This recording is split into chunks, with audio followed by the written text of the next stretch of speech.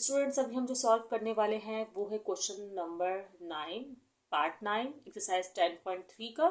इससे previous parts upload कर चुके हैं और इस तरह के और क्वेश्चंस आपको एक्सरसाइज 30.4 क्लास 10 में भी मिल जाएंगे। चलिए स्टार्ट करते हैं। देखिए भाई cos 4 थीटा आपके पास एक साइड ये है और दूसरी साइड है 8 cos power 4 theta minus 8 cos power square theta plus 1। ठीक है, ओके।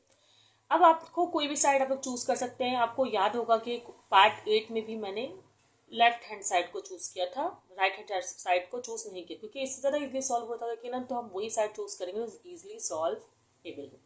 ठीक है, स्टूडेंट से cos 4 थीटा जो है मैंने चूज कर लिया है। अब आपका नेक्स्ट स्टेप जो होगा वो ये होगा कि आप cos 4 थीटा को ज़रा कुछ इस तरह लिख लें, लाइक 2 थीटा प्लस 2 थीटा। इसको जमा करेंगे 4 थीटा बनेगा, मतलब सिंपल है। उसके बाद आप लोग को ये बात पता होगी, अब एक्सरसाइज 10.1 भी कर चुके हैं, एक फॉर्मूला है हमारे पास जिसे बोलते हैं कॉस अल्फा प्लस बीटा।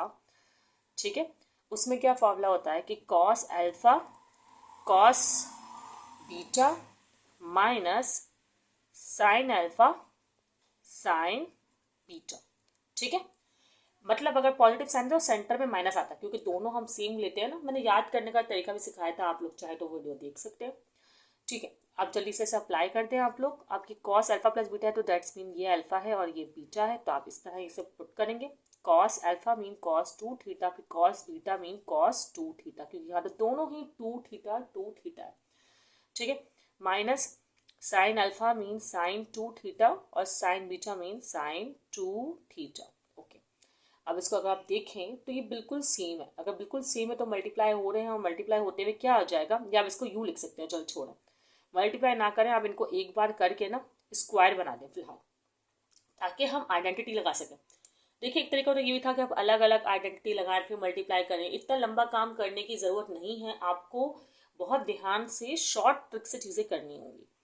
अब साइन 2 थीटा ये हो गया स्क्वायर। ओके, अब आपके पास आइडेंटिटीज है जो कि मैं यहाँ साइड में लिखूंगी, फिर हम उसे अप्लाई करेंगे। अब कौन कौन सा आइडेंटिटी अप्लाई करनी चाहिए, क्यों अप्लाई करना चाहिए, ये भी मैं आपको बताऊंगा। अब मैं cos 2 थीटा पर अप्लाई करने वाले 2 cos स्क्वायर थीटा माइनस 1। क्यों? क्योंकि देखिए मुझे cos चाहिए। अच्छा, यहाँ पर तो एक ही आइडेंटिटी होती है, इसमें मसला नहीं है। इसकी 2-3 आइडेंटिटीज हैं, लेकिन मैंने वो आइडेंटिटी चूज की जिसमें cos था। ठीक है स्टूडेंट्स, आप लोगों ने याद कर लिया है अभी तक या नहीं किया है? नहीं किया है तो कर लीजिएगा।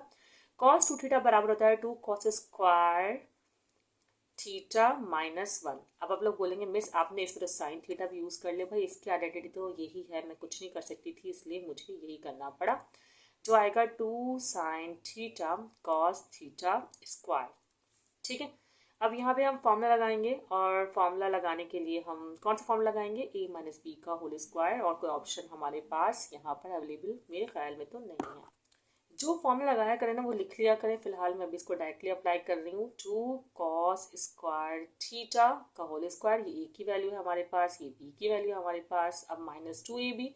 अच्छा, मैं क्या करती हूँ, हमेशा a और b मैं ना खाली छोड़ती हूँ ताकि स्टूडेंट्स कंफ्यूज ना हो। पहले a की वैल्यू ये बनती है और b की वैल्यू ये बनती है, मैंने लिख दी।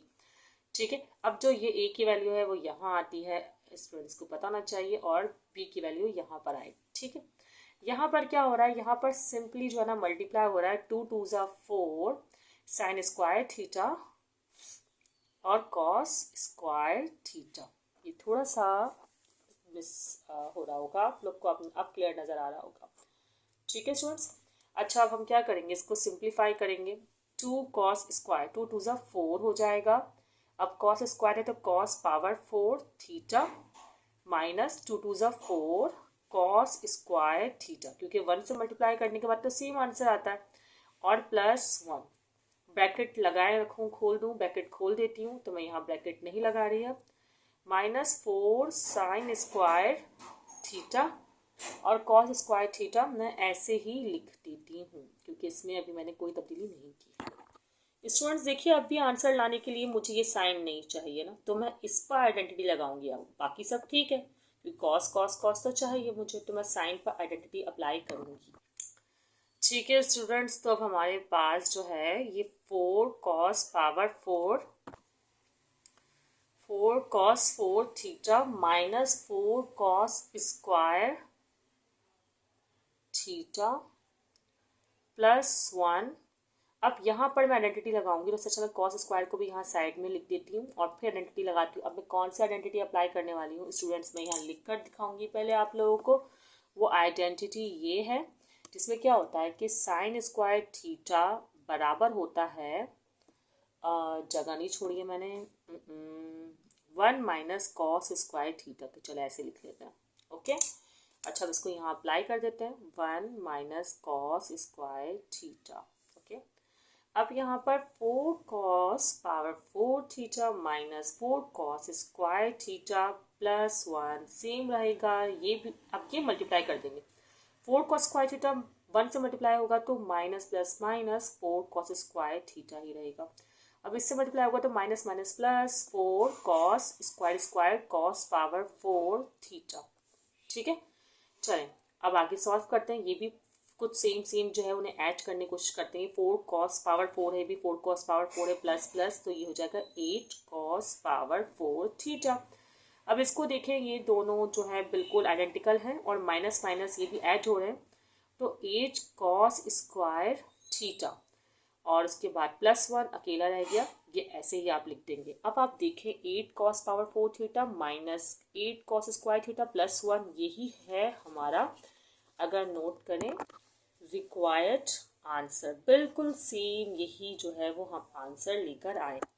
Left hand side is equal to right hand side, hence proved.